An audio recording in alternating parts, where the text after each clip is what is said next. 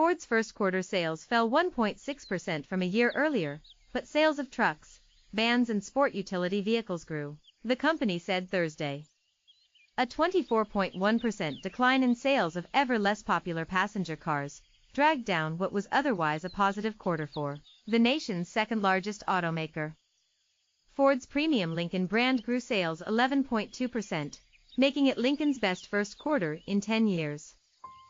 Ford brand SUV sales set a first-quarter record.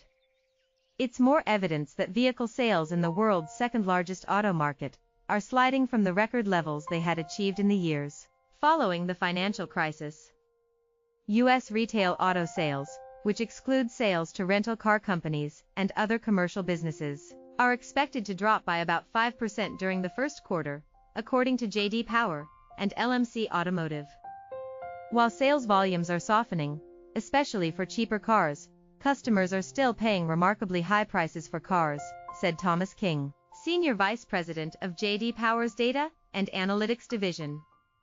Prices are hitting monthly records while overall retail sales of vehicles that cost under $25,000 are expected to fall 12% in the U.S. in the quarter, more than double the overall decline. That rang true for Ford, which saw demand for its more expensive trucks and SUVs tick up during the quarter. Sales of Ford's pickup trucks, vans and SUVs, including Lincoln SUVs, made up 83% of the company's total vehicle sales during the quarter. Pickups alone, led by its popular F-150 line, accounted for almost half of Ford's total volume with the average sales price of $47,454, the company said.